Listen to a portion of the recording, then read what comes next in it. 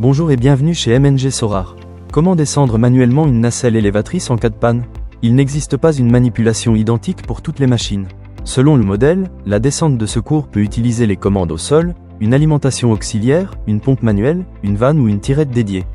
Avant toute action, il faut sécuriser la zone et consulter la notice du constructeur correspondant précisément à la nacelle utilisée.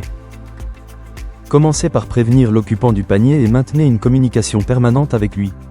Demandez-lui de rester calme, de garder les pieds sur le plancher et de ne pas tenter de sortir de la plateforme. Éloignez toutes les personnes situées sous le panier, autour du bras ou près du mécanisme de ciseaux. Vérifiez que la trajectoire de descente est libre, sans obstacle, véhicule, câble ou structure susceptible de provoquer un coincement. Si la machine dispose encore de son alimentation principale, essayez d'abord la descente depuis le poste de commande au sol. La personne qui intervient doit être formée au fonctionnement de la nacelle. Elle sélectionne le poste au sol, vérifie que les arrêts d'urgence sont libérés et utilise la fonction de descente prévue.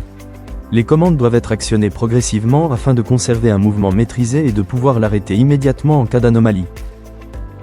Si les commandes normales ne fonctionnent plus, recherchez le dispositif de secours identifié dans la notice et par les pictogrammes de la machine. Sur une nacelle à bras, il peut s'agir d'une pompe auxiliaire électrique ou manuelle associée aux commandes au sol.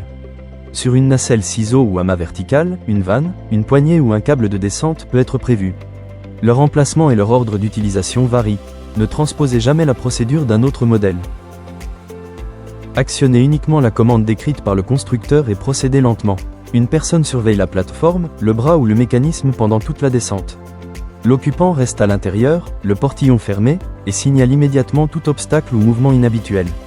Relâchez la commande si la plateforme descend trop rapidement, se met en travers, accroche une structure ou si la stabilité de la machine semble compromise.